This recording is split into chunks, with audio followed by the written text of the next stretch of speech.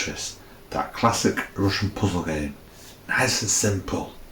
It's all about making more lines than what Daniel Westbrook could handle on a Friday night out in Walthamstow.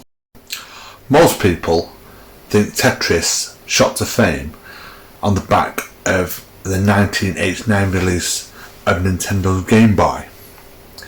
But the version we're looking at today had nothing to do with that, and actually preceded the console by 2 years.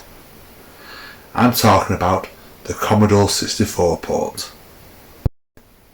In 1987, Microsoft, a video game company owned by the boat-falling-off tax-dodging clown Robert Maxwell, acquired the license to Tetris, and it would be released on the three big home 8-bit microsystems at the time: Commodore 64, the Spectrum, and the Amstrad CPC464.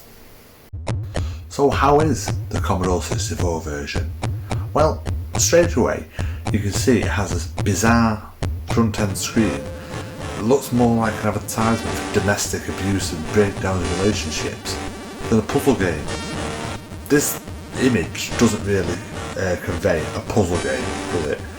Looks like an advert for paracetamol, if anything. Also, you'll see the music is nothing like the catchy Russian ditty that you get on the Game Boy version.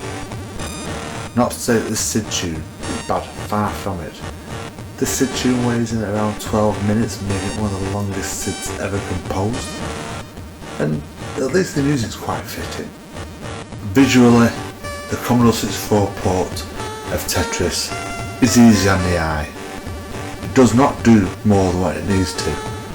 On this port, it's just a black background where the shapes all fall into, unlike the Spectrum and Amstrad ports, which for some reason was done by a completely different programming team and had a strange patterned background where the shapes fall. Also, from what I've seen, is that off-putting. It, if anything, makes the game hard to play because you're dealing with what your eye is focusing on and not the shapes. It really is not a good look for a Tetris game at all.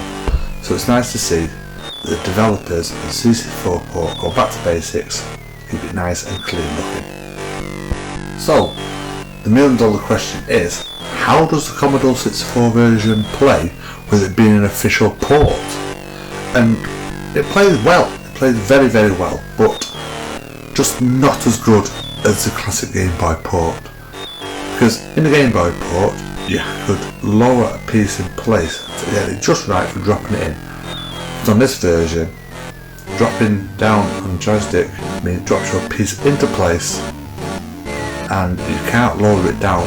Also, it would have been nice if the programmers had thought of a better way to rotate the piece, because on the Game Boy port you get to rotate clockwise and anti-clockwise, yet on the Commodore 64 port, and more than likely the other 8-bit home ports, they only rotate clockwise.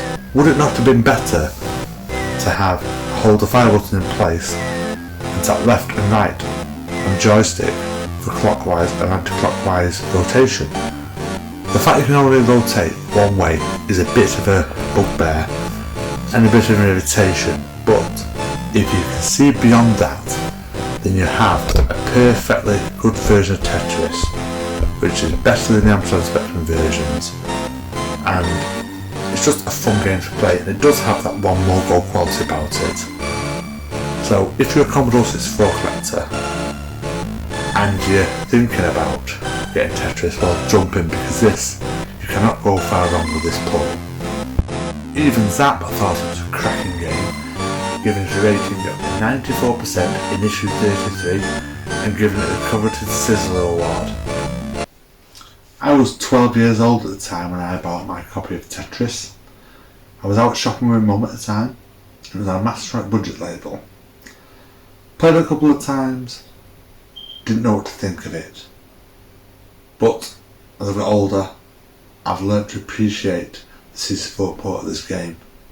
It's not as bad as everyone makes out, and it's a classic. I'll drink to that.